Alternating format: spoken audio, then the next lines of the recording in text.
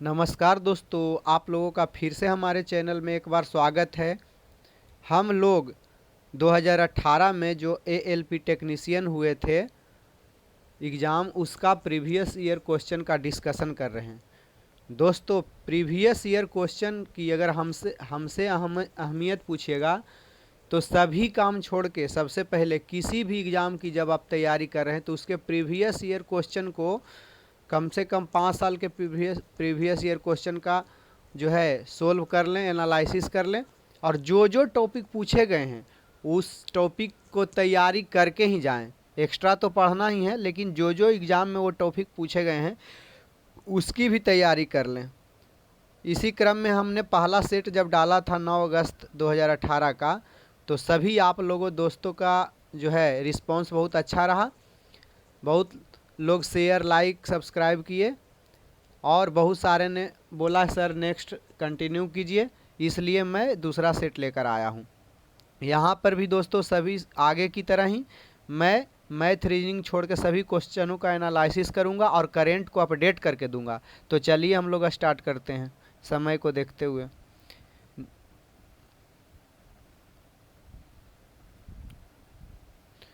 Question देखते हैं दोस्तों। दांतों में सड़न हो जाती है जब मुंह का पीएच इतना से कम हो जाता है। पीएच क्या होता है दोस्तों? पहले इसको समझते हैं। तो पीएच होता है potential of hydrogen. Potential of hydrogen का पोटेंशियल क्या है किसी वस्तु में या किसी जगह पे, तो उसे पीएच कहते हैं। इसकी अवधारणा प्रस्तुत किए थे, पीएच स्केल दिए थे सोरेनसन नामक वैज्ञानिक ने दिए थे। पीएच स्केल क्या होता है? किसी वस्तु में अम्लीयता अथवा क्षारीयता की उपस्थिति को दर्शाता है। जब मुंह का पीएच 5.5 से कम हो जाता है तो उसे दांत में सड़न या फिर दांत का क्षय होना स्टार्ट हो जाता है। इसी क्रम में देखते हैं, एक पूछता है एग्जाम में, वर्षा जल जो है अम्ल वर्षा की कब होती है?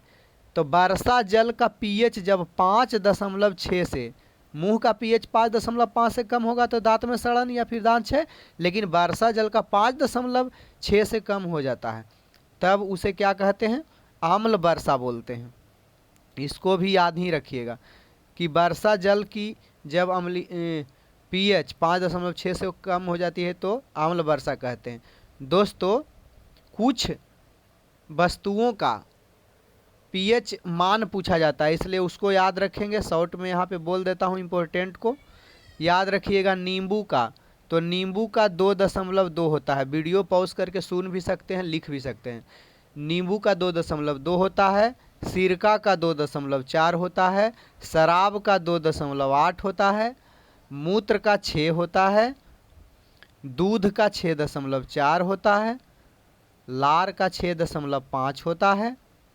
रक्त का 7.4 होता है और समुद्री जल का दोस्तों 8.4 होता है। ये सभी पीएच मान है। पीएच मान के बाद कोई मात्रा नहीं लगाए जाते हैं दोस्तों, क्योंकि ये एक मात्रा विहीन राशि है। जैसे कि देखते हैं 5 किलोमीटर या 5 लीटर या फिर 5 सेंटीमीटर लिखा जाता है, लेकिन पीएच मान के बाद ये मात्रा नहीं लगाई जाती है, क्योंकि यह एक मात्रा विहीन राशि है। नेक्स्ट क्वेश्चन देखते हैं दोस्तों। बहुत क्वेश्चन मज़ेदार होने वाला है सेट, इसलिए हर एक लाइन को सुनते जाइएगा, स्किप वीडियो मत कीजिएगा। नेक्स्ट क्वेश्चन देखते हैं। भारत की विदेशी खुफिया सेवा रिसर्च और एनालिसिस विंग, जिसे हम लोग शॉर्ट में रॉ भी बोलते हैं, रिसर्च एंड एनालिसिस विंग, इसके वर्तमान निदेशक कौन है? तो दोस्तों, जब एग्ज़ाम हुआ था उस समय अनिल कुमार धस्माना जी थे। अभी हम जानते हैं आप लोग कि हम करेंट सब चीज़ को अपडेट करके देते हैं। अभी वर्तमान में रवि सिन्हा जी हैं दोस्तों, इसलिए याद रखेंगे कि रवि सिन्हा जी हैं वर्तमान में रॉ के निदेशक। इसी क्रम में कुछ खुफिया एजेंसी एवं गुप्तचर एजेंसी, जांच एजेंसियों के प्रमुख करके ही जाना है एग्ज़ाम में। क्वेश्चन जैसा देखिए एग्ज़ाम में वो उस टॉपिक को पक्का कीजिए। अभी जैसे पूछ लिया ये खुफिया एजेंसी रॉ के बारे में, अब मान ले अगला बार पूछ ले कि सीबीआई के निदेशक कौन है, तो याद रखेंगे कि परवीन सूद हैं। परवीन सूद जी है सीबीआई के निदेशक। इसी क्रम में एक ईडी चर्चा में है दोस्तों, प्रवर्तन निदेशालय, इन्फोर्समेंट डिपार्टमेंट जो होता है वो, मतलब उसके हेड है राहुल नवीन जी, उसके हेड है राहुल नवीन जी। तो ईडी के हेड है राहुल नवीन जी और सीबीआई के हेड हैं परवीन सूद जी। नेक्स्ट क्वेश्चन देखते हैं दोस्तों।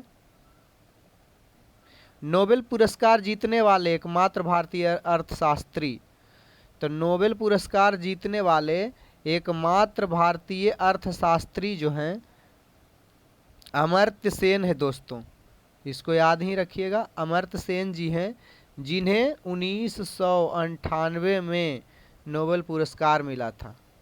1998 में नोबेल पुरस्कार मिला था और किस क्षेत्र में मिला था ऐसा क्वेश्चन अगर पूछ दिया जाए तब याद रखना है कि कल्याण अर्थशास्त्र, कल्याण अर्थशास्त्र।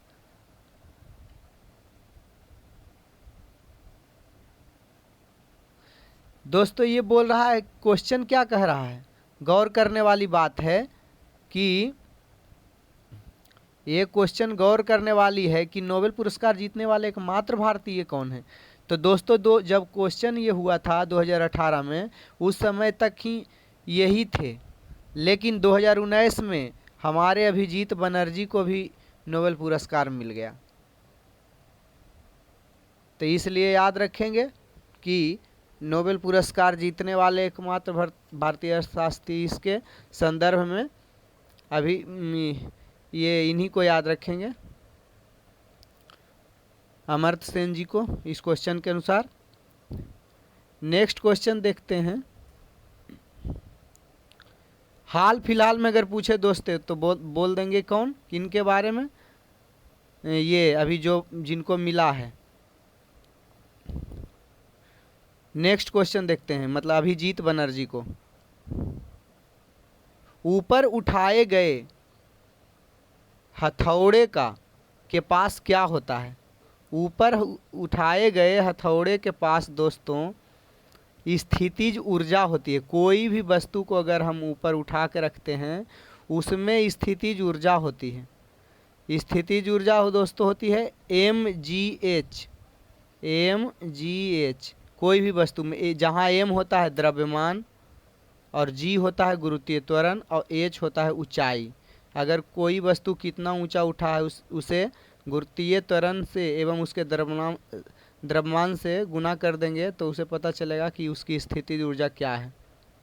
नेक्स्ट क्वेश्चन देखते हैं। m मास के साथ चलती हुई वस्तु की गतिज ऊर्जा का मूल्य क्या होगा यदि गति को v से बढ़ाकर 2v तक 2 गुना कर दिया जाए। अगर कोई भी m मास की वस्तु है, m द्रव्यमान के साथ चल रही है मान लिया जाए, और उसकी गतिज ऊर्जा काइनेटिक एनर्जी क्या होगी, एनर्जी ऑफ काइनेटिक ई के क्या होगी, जब वो वस्तु का गति v से बढ़ा के 2v कर दिया जाए। v से बढ़ा के, v जितना वेग से दौड़ रहा था मान ले 5 किलोमीटर से, तो अब 10 किलोमीटर के वेग से दौड़ने लगेगा, चाहे जो भी स्पीड बढ़ जाएगी। तो याद रखेंगे कि पहले क्या होता था काइनेटिक, इस सिचुएशन में 2 काइनेटिक एनर्जी निकलेगी। पहला का देखते हैं, पहला का देखते हैं। काइनेटिक एनर्जी बराबर होता है हाफ mv²। इतना सब पहले से चल रहा था ये वस्तु, नया वाला के क्या किया, v को 2 गुना कर दिया है, तब हो जाएगा नया वाला काइनेटिक एनर्जी E के बराबर हाफ m, और v को कितना किया दोस्तों, 2v, दुगना v, तो 2v का स्क्वायर कर देंगे यहाँ पे। तो यहाँ हाफ m तो m ही रह जाएगा, और 2v को करेंगे 2v इंटू 2v, मतलब 4v², 4v²। तो 2 से 2 दूना 4 कट जाएगा, तो यहाँ पे आ जाएगा 2mv², यानी कि बराबर 2mv²। इसको यहाँ लिख लेते हैं, यानी कि इसका हो जाएगा m2v², यानी कि 2mv²। यहाँ पे पहले दोस्तों था हाफ mv², अब हो गया 2mv²। तो हाफ का कितना गुना 2mv², mv² सेम, और हाफ चौके 2, यानी कि 4 गुना काइनेटिक एनर्जी बढ़ जाएगी जब किसी भी वस्तु के गति को v से बढ़ा के 2v कर दिया जाए। तो इसको फिर से सुन लीजिएगा, समझ में आ जाएगा। नेक्स्ट क्वेश्चन देखते हैं।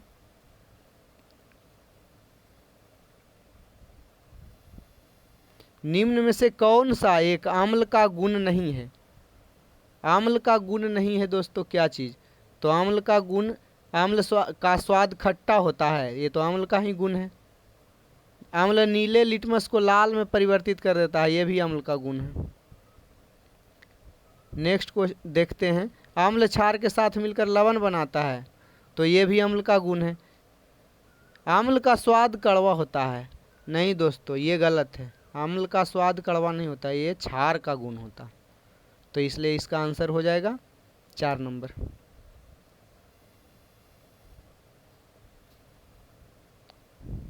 नेक्स्ट क्वेश्चन देखते हैं।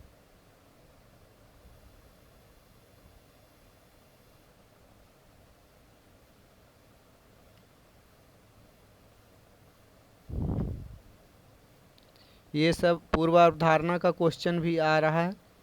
मानव नरों में मूत्र मार्ग और वीर्य के प्रवाह के लिए एक ही अनाग है जिसे कहते हैं।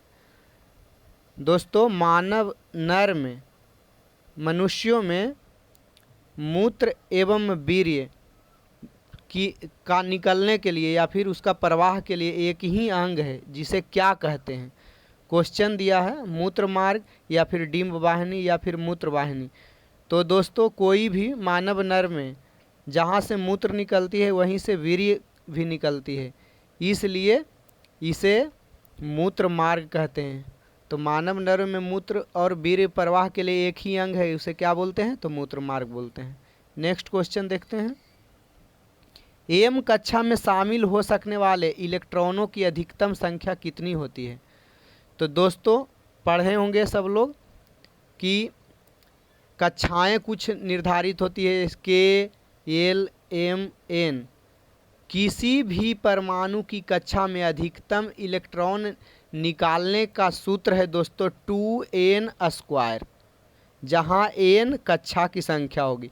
अगर कोई आपसे पूछ दिया जाए कि दूसरी कक्षा में अधिकतम कितने इलेक्ट्रॉन आ सकते हैं, तो दूसरी कक्षा में तो 2 का 2, n के जगह, n कक्षा की संख्या है तो n के जगह 2, तो 2 के स्क्वायर, तो 2 गुना 2 का स्क्वायर, तो 2 गुना 2, 2 दूना 4 दूना 8, यानी कि दूसरी कक्षा में इलेक्ट्रॉनों की अधिकतम संख्या है 8। पहली कक्षा में पूछे 2n², तो 1 के जगह 1 का स्क्वायर पहली कक्षा में, तो 2 गुना 1 मतलब 2। पहली कक्षा में अधिकतम 2 इलेक्ट्रॉन रह सकते हैं, दूसरी कक्षा में 8। तीसरी कक्षा यानी कि एम के बारे में पूछा है दोस्तों, एम के बारे में, तो एम तीसरी कक्षा का निकाल के देख लेते हैं। तीसरी कक्षा में अधिकतम कितने इलेक्ट्रॉन रह सकते हैं, तो इसका देख लेते हैं। तो इसका सूत्र क्या हम लोग पढ़ें? 2n², तो 2 n कक्षाओं की संख्या है, तो n क्या है? तीसरी कक्षा के बारे में पूछ रहा है, तो 3 का स्क्वायर कर देंगे, तो 2 गुना 3 3 9, मतलब 9 दूनी 18, यानी कि एम कक्षा में अधिकतम 18 इलेक्ट्रॉन हो सकते हैं। Next question. निम्नलिखित में कौन एक एम्फोटेरिक ऑक्साइड है? एम्फोटेरिक ऑक्साइड से आप क्या समझते हैं? तो एम्फोटेरिक ऑक्साइड से हम वही समझते हैं कि वैसा ऑक्साइड जिसमें अम्लीयता एवं क्षारीयता दोनों गुण होता है, जिसमें अम्ल का भी गुण होता है और क्षार का भी गुण होता है, उसे हम एम्फोटेरिक ऑक्साइड कहते हैं। इसमें दोस्तों कौन है? तो इसमें एल्युमिनियम ऑक्साइड है, जो मतलब अम्ल एवं क्षार दोनों का गुण रखते हैं। कौन सा भिन्न है जो आवर्ती दशमलव नहीं होने देंगे? तो दोस्तों ये देख लें, आवर्ती मतलब बार बार एक ही चीज़ को दोहराता है। जब हम आवधिक तालिका के समूह के नीचे जाते हैं यानी कि पीरियोडिक टेबल के नीचे जाते हैं तो क्या होता है? तो दोस्तों सेलों की संख्या बढ़ जाती है, इसको भी याद रखेंगे। जब हम नीचे जाते हैं पीरियोडिक टेबल में तो सेल की संख्या बढ़ जाती है, यानी से आवर्त सारणी से बहुत सारे क्वेश्चन पूछे जाते हैं कि नीचे जाने पर परमाणुओं का घनत्व क्या होता है, द्रव्यमान क्या होता है, संख्या क्या होती है, ऐसे करके विभिन्न प्रकार के क्वेश्चन बनते हैं। तो इस चीज़ को भी देख के ही जाइएगा दोस्तों। नेक्स्ट क्वेश्चन देखते हैं, ऊतक क्या होता है? तो ऊतक के बारे में हम लोग पढ़ते हैं कि ऊतक क्या होता है। तो वे कोशिकाएं जो मूल रूप से दिखने में और कार्य करने में एक समान होती है उसे ऊतक कहते हैं। हमारा शरीर जो है दोस्तों, कोशिका जो है सभी, और ये सब कोशिका और ऊतक ये सब कुछ से संयोजन होकर पूरा अंग बना है दोस्तों। तो और इसके बारे में बराबर क्वेश्चन एक बनता है कि रक्त कैसा है? ऊतक। तो रक्त एक तरल संयोजी ऊतक है, तरल संयोजी, इसको याद ही रखिएगा। रक्त एक तरल संयोजी ऊतक है। नेक्स्ट क्वेश्चन देखते हैं, किसी संख्या के 28% का परसेंट करके जाइएगा। अब देखिए करेंट अफेयर का क्वेश्चन यहाँ पे दे दिया है कि भारत के किस उत्तर पूर्वी राज्य ने 2022 में 39वें राष्ट्रीय खेलों की मेजबानी की जिम्मेवारी ली है? तो दोस्तों याद रखेंगे कि ये 2018 में ही पूछा गया था कि 2022 में किसने लिया है। यह दोस्तों हमको लगता है यहाँ गलती से मिस्टेक हो गया है, क्योंकि यहाँ 2039 में, 2022 में तो किया ही है 39वें, लेकिन 39वां राष्ट्रीय खेलों की मेजबानी मेघालय को दिया गया है। और 39वां राष्ट्रीय खेल कब होंगे? 2025 में होंगे। पता नहीं 2022 मिस्टेक से छपाया है या फिर क्या हुआ। याद रखेंगे दोस्तों अभी से की पॉइंट। खैर जो है अभी वर्तमान में हम लोगों का जो काम है उसी को हम रटते हैं। तो वर्तमान में क्या चीज़ रटना है हमें? अभी वर्तमान में 37वां राष्ट्रीय खेल का मेजबानी, 37वां कब हुआ? 2023 में। इसका मेजबानी किसके द्वारा किया गया? गोवा के द्वारा किया गया। और जीत गया कौन? महाराष्ट्र। फर्स्ट नंबर में महाराष्ट्र रहा। 2 में सर्विसेज के अंतर्गत जितने सर्विस हैं, रेलवे, एयरफोर्स, आर्मी, ये सब मिलके सेकेंड पोजीशन हासिल किए। महाराष्ट्र राज्य 1 नंबर पे रहा। ये 37वां हुआ। 38वां कहाँ होंगे? जो 2024 में होंगे तो उत्तराखंड में होंगे। 39वां कहाँ होंगे? तो मेघालय में। यही दोस्तों 39वां पूछा था, लेकिन पता नहीं 2022 क्यों दे दिया। 39वां तो 2025 में होगा। तो अभी वर्तमान वाला याद रखेंगे, 37वां गोवा में हुआ, महाराष्ट्र विजेता रहा। 38वां उत्तराखंड में होगा, 39वां मेघालय में होगा। तो हमें इतना ही काम है, इतना ही हम लोग रटेंगे। अभी क्या क्वेश्चन आ गया है उससे उतना फ़र्क नहीं पड़ता है, लेकिन क्या आने वाला है वो फ़र्क पड़ता है। नेक्स्ट क्वेश्चन देखते हैं। यहाँ देखिए पाई चार्ट से भी क्वेश्चन दिया है, तो पाई चार्ट को भी कर लेंगे। जो क्वेश्चन देखिएगा दोस्तों, और जैसा क्वेश्चन पूछता है उस चीज़ को ही करके जाना है। प्रारंभिक भारतीय जो है दार्शनिक के अनुसार प्रत्येक वस्तु डैश मूल तत्वों से बनी है। जितना भी दुनिया के वस्तु है सब 5 मूल तत्वों से बनी है। यही क्वेश्चन है, इसका आंसर होगा 5। 5 में कौन थे? आप लोगों में बहुत सारे सुने होंगे। क्षिति जल पावन पावक गगन समीरा पंच रचित यह अधम शरीरा। मतलब क्षिति जल, पावक मतलब आग, गगन मतलब आकाश, और समीर मतलब हवाई। 5 चीज़ से मिलके कोई भी वस्तु मतलब हमारे संसार में मोटा मोटी बना है। ये हमारे भारतीय दार्शनिक के अनुसार। नेक्स्ट क्वेश्चन देखते हैं। निम्नलिखित में किस क्षेत्र में जो है उपलब्धि के लिए भारत सरकार द्वारा अर्जुन पुरस्कार दिया जाता है? तो अर्जुन पुरस्कार खेल में उपलब्धि के लिए दिया जाता है दोस्तों। अर्जुन पुरस्कार की स्थापना 1961 में हुई थी। अच्छा, और एक द्रोणाचार्य पुरस्कार भी दिया जाता है, 1985 से इसकी स्थापना हुई थी। अच्छा दोस्तों ये बताइए अभी जो है राजीव गांधी खेल रत्न पुरस्कार का नाम बदलकर भारत सरकार के द्वारा क्या किया गया है वर्तमान में? करेंट अफेयर का क्वेश्चन है, ये कमेंट करेंगे सभी लोग जो सुन रहे हैं वीडियो। ये लासा और मासा ऐसा करके क्वेश्चन आता है। अगर ऐसा रहेगा दोस्तों, मान ले जाए तो लासा पूछेगा तो ऊपर वाला का लासा निकाल दीजिएगा, नीचे वाला का मासा निकाल दीजिएगा।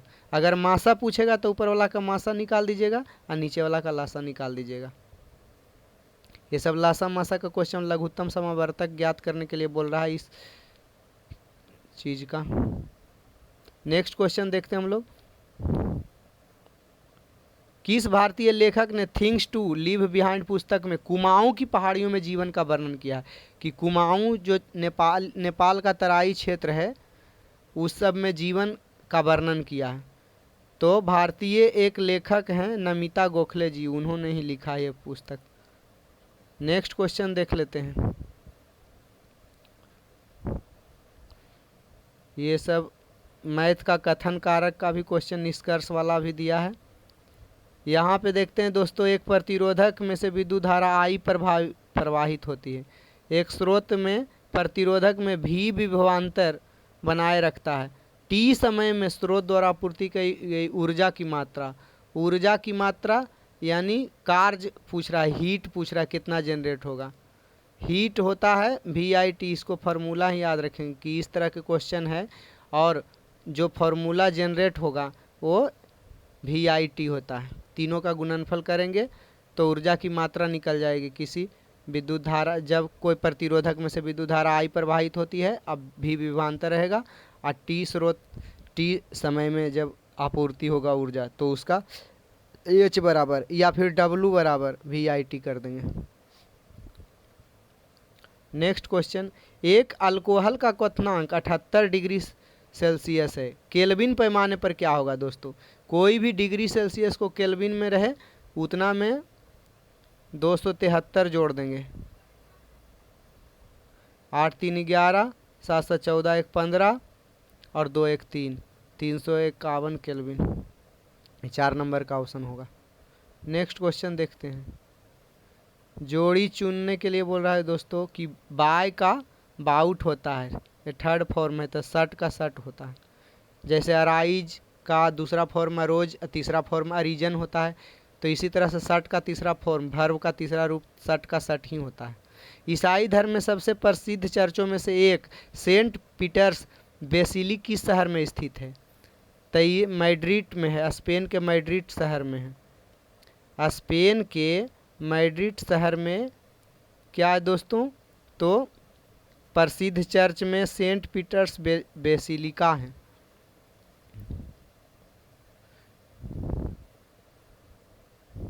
नेक्स्ट क्वेश्चन देखते हैं। समय काम से है, पाइप टंकी से, ये सब करके जाएंगे। भागफल ये सब दिया क्वेश्चन। नेक्स्ट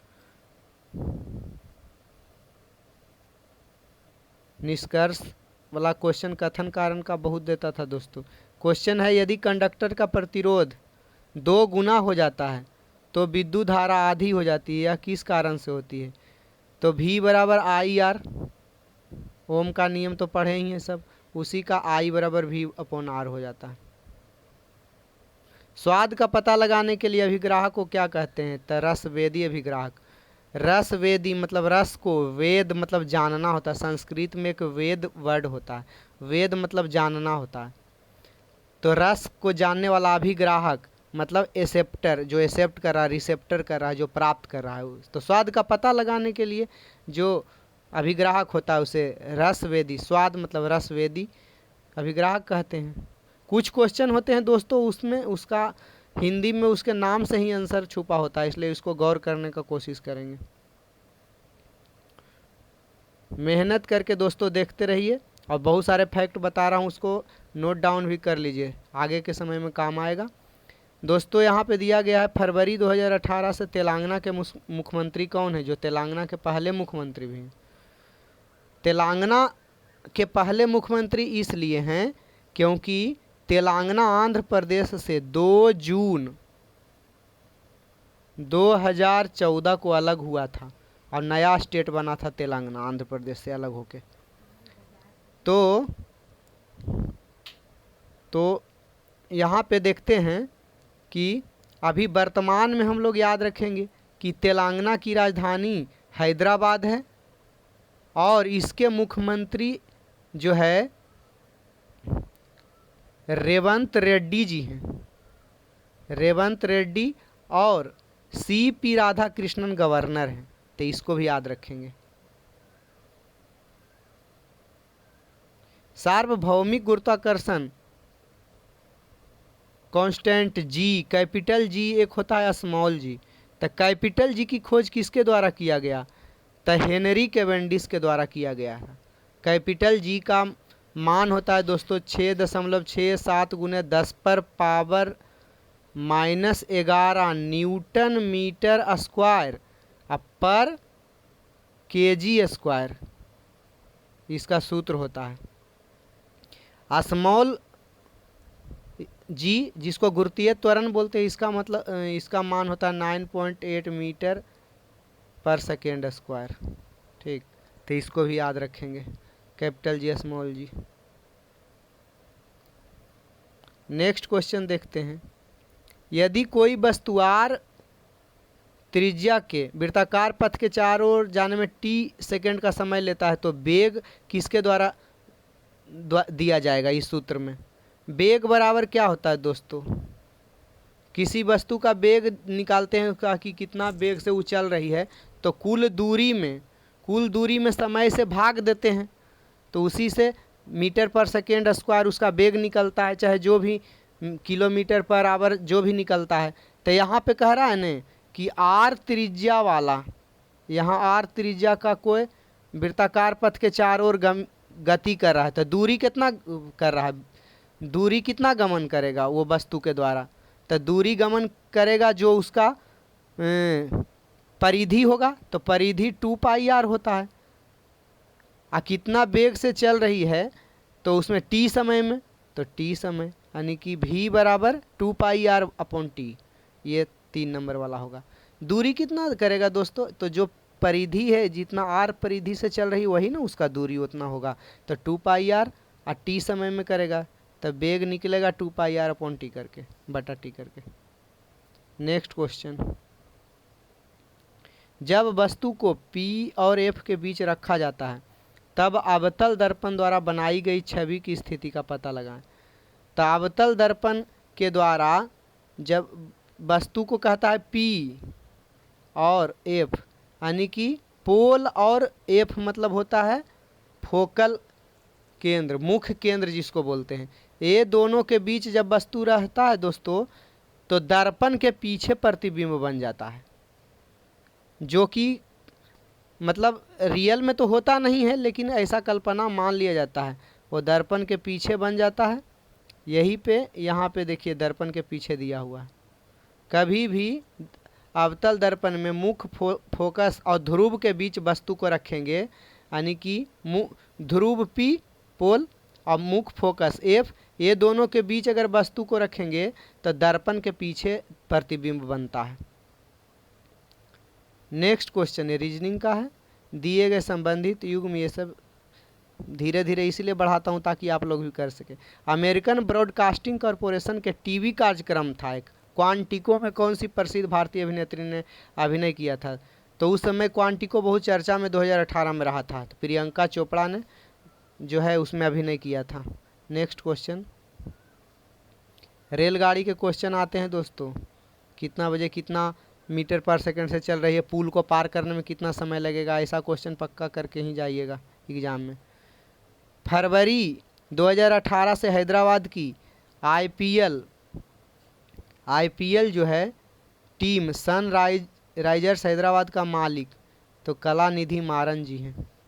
तो कलानिधि मारन जो है हैदराबाद के आईपीएल जो है टीम का मालिक है। आईपीएल का फुल फॉर्म क्या होता है दोस्तों? Full form Indian Premier League. भारत में आईपीएल की शुरुआत कब से हुई? क्वेश्चन बराबर पूछा जाता है 2008 से। पिछला आईपीएल कौन जीता था दोस्तों? ये कमेंट में आंसर देंगे। अभी पिछले साल का आईपीएल किस टीम के द्वारा जीता गया था? नेक्स्ट क्वेश्चन देखते हैं। ये रीजनिंग का क्वेश्चन आया है। पूर्व धारणा का भी क्वेश्चन है। क्षेत्रमिति का क्वेश्चन है आगे। ये देखिए उम्र का क्वेश्चन है, ब्लड रिलेशन, उम्र, ये सब करके ही जाइएगा। यहाँ पे क्वेश्चन है एक प्रकार के अलैंगिक प्रजनन को पहचाने। अलैंगिक जिसमें लिंग की भूमिका नहीं होती है दोस्तों, पिछला सेट में भी आया था, जिसमें जड़, तने और पत्तियों जैसे पौधे के कुछ हिस्सों के माध्यम से प्रजनन शामिल है। अलैंगिक जनन कौन करते हैं दोस्तों? तो वानस्पतिक प्रजनन करते हैं, पेड़ पौधे। अलैंगिक जनन में महत्वपूर्ण भूमिका कौन कौन निभाते हैं? पढ़ने का है एनसीईआरटी में, 7 क्लास के एनसीईआरटी में। अलैंगिक जनन जिसमें लिंग की भूमिका नहीं होती है, तो हवा के द्वारा जो हो जाता है प्रजनन हो जाता है। पानी के द्वारा पराग कोष बह के किसी पुष्प में जाके गिर जाते हैं। हवा, पानी या फिर कोई कीट फूल को चूसने आया, उसमें परागकण चिपक के, और अगर दूसरा फूल चूसने गया उसके वर्तिकाग्र में जाके गिर जाता है, तो फिर वो भी प्रजनन कर लेता है। तो अलैंगिक जनन मुख्य रूप से 3 वजहों से होता है, हवा, पानी या फिर कीट, पशु पक्षी के द्वारा। Next question,